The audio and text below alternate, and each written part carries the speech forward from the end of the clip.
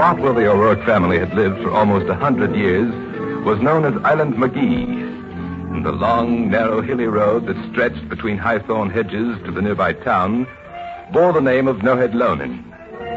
Each Monday morning, it was Kathleen O'Rourke's custom to walk down the Lonan to the village post office. Since she started out at an early hour, the road was usually deserted.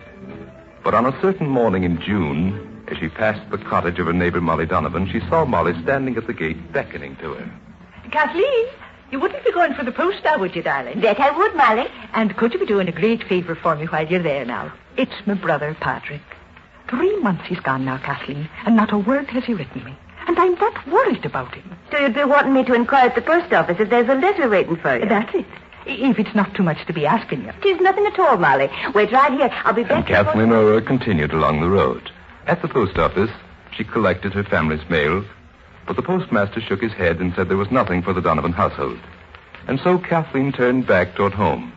And it was then, just after she'd passed the outskirts of the village and started up the Nohead Lonan, it was then that she saw the man. He was tall. She had a feeling that he was handsome. A few moments later, she stood at Molly Donovan's gate. No word from the brother? No word and nothing at all. Oh, heaven help him. Now I am worried for sure. But Kathleen O'Rourke did not stay to reassure her neighbor. She sped quickly on toward home, and only when she reached the top of the hill did she stop to look behind her. Well, now, what do you know? I thought the lad was a stranger in these parts. But there he is, standing at the gate, talking to Molly Donovan. It was not until the following Monday, when she passed by the Donovan cottage again, that she had a chance to ask Molly a few questions. Who was he now, Molly? The lad that was walking right behind me last Monday morning? I saw no lad, Kathleen. How can you say that, Molly? You know yourself he stopped to talk to you. It's mistaken, yeah, lass. No one said a word to me that morning, besides yourself. But I saw him with my own eyes. He was standing here at this gate. If this is some joke you're playing, darling, you're picking a poor time for it. Sure, and my heart's too heavy even for that. 'Tis my brother, Patrick. We heard last night.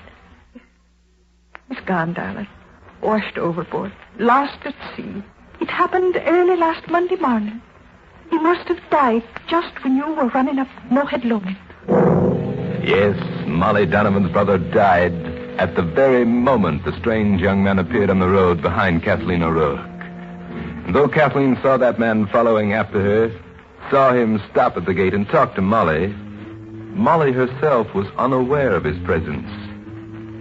This is only one of many such stories out of the country of error. A story incredible but true.